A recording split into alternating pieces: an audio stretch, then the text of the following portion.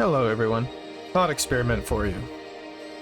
If you were forced to choose one video game to exist beside you for the rest of your life, to have it be the only thing that you play while it gets guaranteed support and updates for as long as you live, what would it be? Would you go with Counter-Strike, Warcraft, your favorite GTA or Elder Scrolls title? Feel free to respond in the comments, but you probably know my answer. If you were to also answer Minecraft in front of anyone in the wider gaming community, I think it would be rare to find somebody who would outright call you out for liking it. Just a quick thank you to everyone who is here, especially those coming from my last video, the viewership of which vastly exceeded even my most optimistic expectations. I'm really starting to enjoy this YouTube thing, thanks to you all. Any support is much appreciated. Moving on, Minecraft is, to me, the greatest video game ever made. There is the objective piece, using its world record top-of-the-chart sales as the sole metric for success. But of course, there's also the subjective and biased points that probably make me hold on to the game a little more tightly than many of the 305 or so million people who own it. More on that later. Generally, a lot of the game's early success of course came from its novelty and ambiguity. But as it aged and people had time to analyze its strengths and, notably, its flaws, there are now several games on the market which have been specifically engineered to both capitalize on the game's open-ended appeal and scrutinize the shortcomings that naturally result from something being the first of its kind. In my most recent video, I posted a bit of criticism for how it seems like a good chunk of the Minecraft interest base doesn't seem to understand the point or direction of the game's continued content updates. In a sentence, people crave, sometimes quite vocally and negatively, a more extrinsically rewarding experience with defined goals such as more bosses to kill or gear to pursue, while the game focuses almost entirely, with a few small exceptions, on intrinsic motivation, with major content updates adding, quote, useless features, which serve to mainly enrich creative or technical expression. Long sentence. Minecraft is gradually honing in its target audience to really only include those who play it to build and tinker, and by doing so, alienating, or at least underwhelming, a good amount of people who very respectfully commented on my video to say that they are transitioning to other games in response. Hytale and Vintage Story were repeat titles. Speaking of comments, I will be choosing 3 which I resonate with for my videos, either because they are funny, heartwarming, or just insightful, and immortalizing them on this wall on my base, so if you want to see which of those from my previous video made it, I'll be showcasing them at the end. Also, if you want to make it up here, you know what to do. Back on topic, I have not played Vintage Story, and I probably won't. It looks very interesting and well made, don't get me wrong, I respect what it's doing, but I'm the kind of person who really likes to deep dive into games that I enjoy. It's rare for me to have a game with less than a few hundred hours on it, to put it into perspective, and I'm also at the age and responsibility level for me to only have time for a select few. I've got too many plans in Minecraft. Though I have at least played Hytale in its current open beta, I thoroughly enjoyed it for one day, but haven't gotten back on, to no fault of the game. As compelling as other titles may be, I currently don't feel like I need to get off Minecraft to play them, bringing us to the question of which is the title of this video. So I will go on with a handful of reasons which I think might be responsible for Minecraft's current, and possibly continued longevity, even in the face of very strong competition.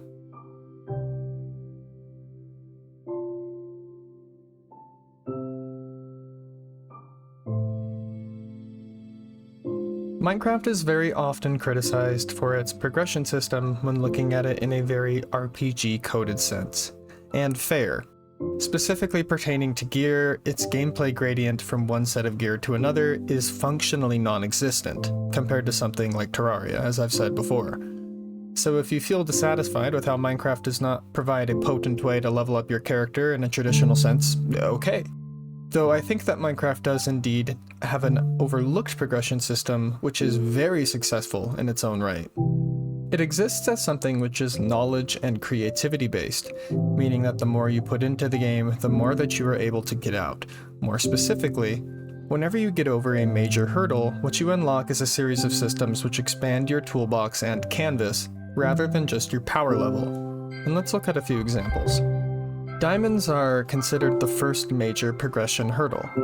Getting a diamond pickaxe allows for obsidian, which unlocks expanded exploration and resource gathering capabilities with the enchanting table, as well as the vast opportunity that is the nether dimension. The nether, of course, is a means to the end, as we'll talk about soon, but it is also a hugely powerful sandbox opportunity, not only through its entirely unique block sets and the capacity for netherite to expand the lifespan of your tools, but also through the fact that it can be used for fast travel, being a hub for players to cut down on travel time between builds and settlements, which has its usefulness compounded further in large servers.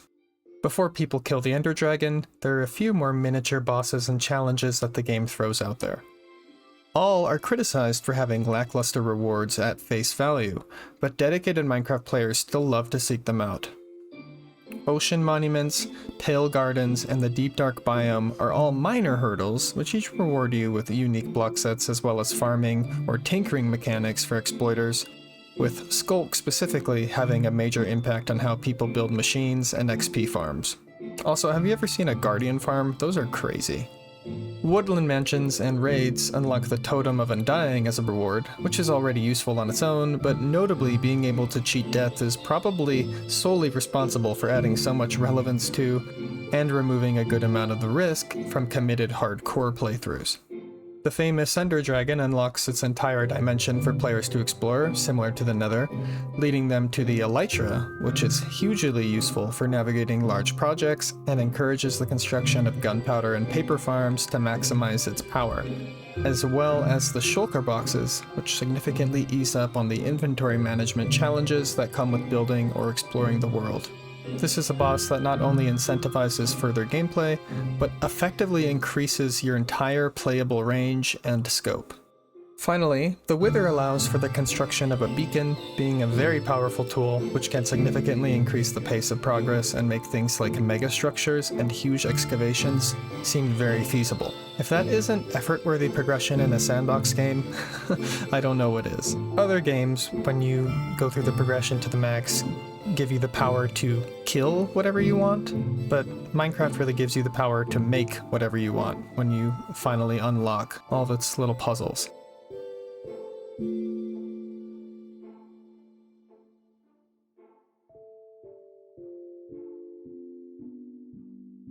With the way that the game's progression works, what ends up happening is that once people have all of the tool sets unlocked and deeply utilized, they basically end up having their survival world flipped into creative mode, which is a hugely impactful feeling.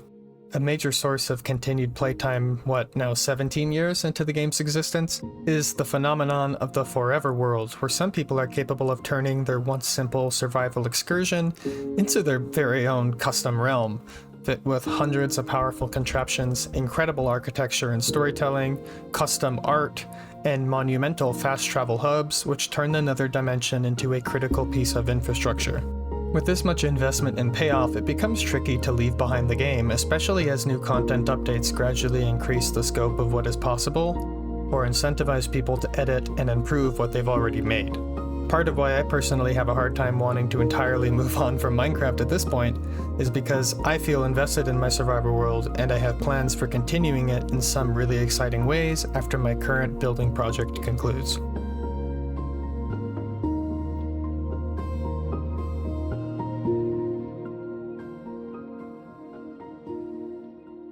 I don't have to tell you that this game is iconic. That is a vague term, but you immediately get a sense of what I mean when I say that it fits Minecraft as a description.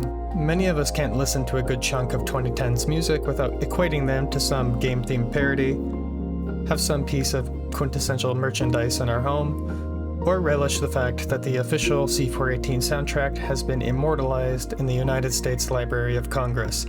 Though that alone isn't what I mean. Pertaining to the game itself, the entire art style, as well as how it informs gameplay systems, are unique to Minecraft alone. Things like a creeper or warden, guardian or creaking, chicken jockey or villager, are entirely the game's aesthetic inventions. Further, the gameplay systems that arise from these abstract and ambiguous elements follow their form, usually being simple, yet having hidden depth supported by the world's mysterious nature. Did you know that you can make a hidden door using the redstone signal, which gets output by a creaking heart when it's being looked at? Me neither. But you know what? It makes sense for a quirky, magical, evil tree being made from pixels, right?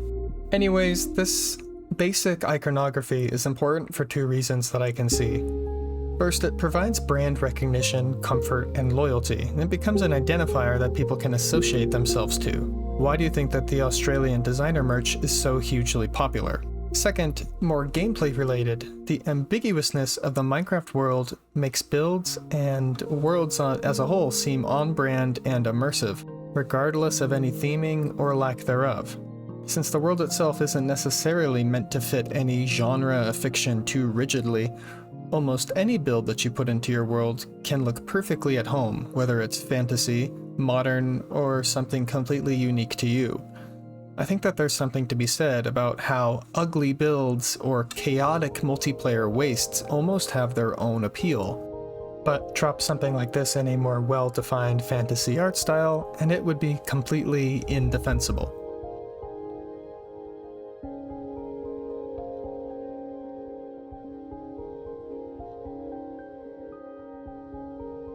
I am somebody who likes activities where I can do a lot with a little. For instance, I love the simplicity of games like chess, or Uno, or dueling your cousin with sticks outside and getting a bruised hand, as opposed to large-scale board games with dozens of unique piece categories and 5 decks of cards. Same concept applies to video games, mostly. Sea of Thieves was another sandbox game that I played in lieu of Minecraft for a good few years, and all of that is chalked up to its simplicity. Everyone gets access to the same weapons, a cannon, and a wind direction to dictate a fight by, yet the combat in that game is quite unlike anything that I have ever seen. Same deal for Minecraft. It's easy for me to envision future projects or even future updates, because the game's simplicity is a core design philosophy which almost provides reassurance when looking forward. No matter how many things get added or how deep the systems go, I know that all I really require are going to be a pickaxe and a crafting table to really dig in. I think that there's a commendable amount of depth to a game, which necessitates so little from the player in order to provide enjoyment, yet still gives the pieces for people to create a working copy of the game itself inside it.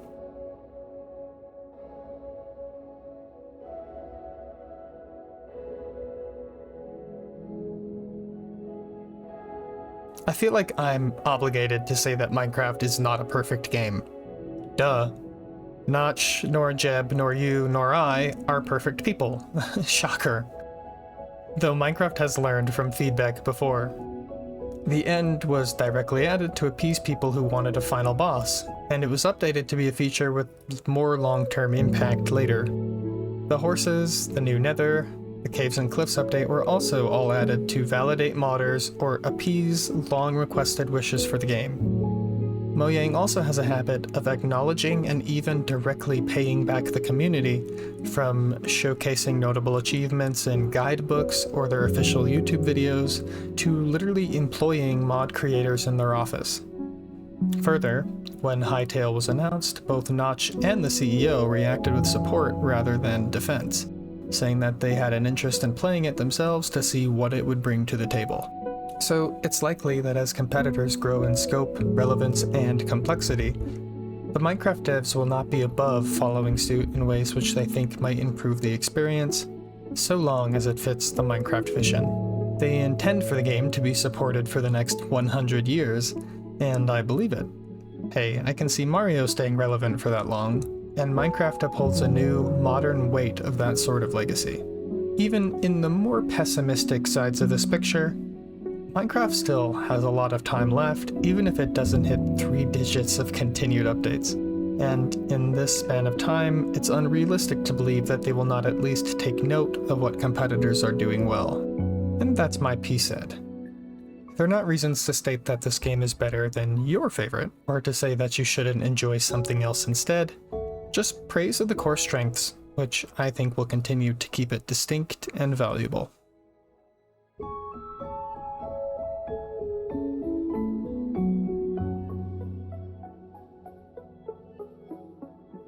now that I've tricked you into watching a Minecraft Let's Play again, let's have a look at what's going on in my survival world.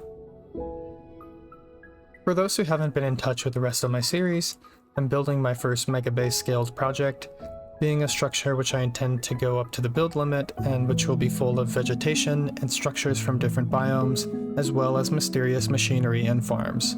All inspired by the tower level in the spin-off Minecraft dungeons. Fun stuff.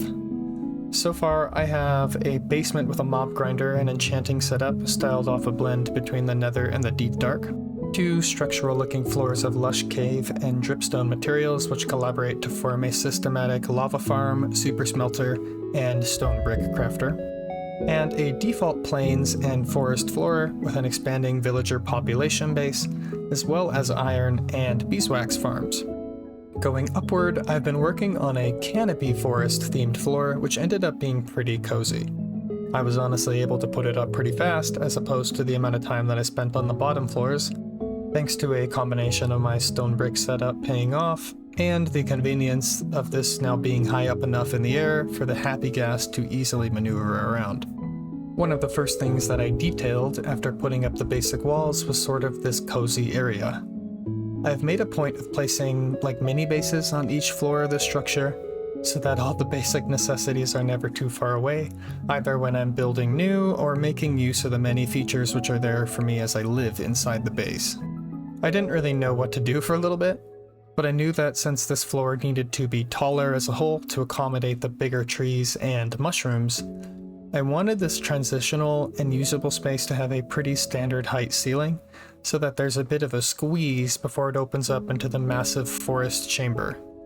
I love that phrase, forest chamber. Neat. Compared to the height of the whole floor, these more human-sized areas left a lot of space above them, which I decided to sort of turn into a little art gallery. While farming the dark oak trees to populate the area, I decided to place one in the entry and then have it poke up into what would end up being the floor above. In the main stairwell, I decided to have a lot of fun with paintings, seeing that some new ones were added a while back. Isn't this one in particular so perfect for what I'm building? Anyways, these further presented the opportunity to mess with uneven windows. After this interior was done, I started forming an admittedly odd-shaped roof to replicate some of the bizarre features on the Minecraft Dungeons level. This looks pretty strange and alien now, but I will be expanding it on the floor up, being a piece of a larger puzzle. Next, I brought some more villagers up to this floor. I felt like having a butcher and another librarian seemed thematically fitting for whatever reason. Obviously, there's an association between wizards, knowledge, and forests and folklore, but the butcher thing, I don't know. I guess I just associate this sort of environment with hermitry and self-sufficiency, and somebody who raises, hunts, kills, and lives off animals would make sense. I was also getting annoyed with getting food myself, and now have emeralds to spare. I built them both houses based off of one scene in the plains biome as well, since there isn't a dark forest variant, unfortunately. Perhaps if I can think of something good to put inside it, I'll revamp one of the corridors in this room and place some inserts from the Woodland Mansion later. We'll see. I intend to continue work on the basement and add some of the blocks from the upcoming sulfur caves later, so revisits are not out of the question. Finally, for this floor's farm, I thought, what better to play around with than the pale garden and resin? I haven't interacted with these features much, so I had a lot of fun. I encountered this biome a while back when exploring, got a creaking heart and a little resin out of it, and I've just been preserving them in a chest for a while, till now. After trying out some ideas in creative mode, I got something figured out and summoned one into my world. It spawned an entire floor lower, and getting this thing up to where I wanted was an admittedly creepy experience. I trapped it and gave it a name. No, that's not a typo, I just think its head looks like a loaf of bread. Also that it wouldn't despawn during the day and very likely reappear out of captivity. Then I got into a little redstone and set up a system to detect and knock off resin from the tree trunks, a probably unnecessary crafter to compact clumps of these into blocks, and a smelting system to turn them into bricks. I don't fully see myself using these anytime soon, but I'm sure that I'll have some ideas for resin bricks in an eventual project. Overall, figuring out the creaking was a really fun experience. It's a super well designed mob with a fun use case. If any of the trinket designers from Very Cool are out there listening, totally make a creaking pendant out of a coppery orange metal to give my villager one a run for its money. I know you wanna. Anyways, let's wrap it up soon, everyone. If you have any thoughts, disagreements, or resonated with anything that I built or said, please go ahead and let me know. I'll do my best to respond to everyone. On that note, let's look at some of the comments that I decided to put up on my wall. Directionless Streamer over here left a pretty elaborate comment about nitpicks that they would make to the game, and while a lot of people did the same, I thought this one in particular was funny because they talked so much about bees, hives, and new ways that they could be integrated into structures like the trial chamber, and I'm talking paragraphs about bees. My wife really likes Minecraft bees, so I showed it to her, and it was also just such a really long and elaborate comment. I only wrote half of it into this book and I'm on double-digit pages already. And at the end that they said it was just a few nitpicks, and I found that hilarious. On the subject of goofy ways to expand bees, this is just a thought that I had. Imagine a beekeeper villager using the craftable hive block as their workstation. In medieval times in particular, it was such an important profession. Also, have you seen what the monks who worked it wore? Wouldn't that be so cool looking as an indicator for a villager? I bet they could have a pretty useful list of traits too, from selling honey-related items obviously, to also maybe buying flowers and plants for pollination. It's a neat idea. Venom Snake left a nice comment on how they used to enjoy the game a lot less when they were constantly messing around with mods and whatever else, and after a long period of not being able to commit to a world, found themselves enjoying it a lot more once they reverted mostly to the vanilla game. And I cited it because I feel like that's an important distinction. Sure, the vanilla game obviously has limitations, but they end up being guide rails that encourage players to make their own fun with the simple sandbox mechanics, which eventually can build to the long-term engagement that so many more people are getting out of the game now. And this guy over here, my brother, just said that the tower's looking sick as fuck. Thanks, bro. To everyone who is still here at the end, thanks a lot. Hit all the YouTube buttons to help me keep the momentum up and the spirits high. I'm getting faster at this Minecraft YouTube thing, some more videos are definitely going to be on the way, and I guarantee that the scale of my essays and my in-game projects are just going to keep increasing. Thanks for taking a little peek into my corner of the Minecraft multiverse, and I'll see you next time.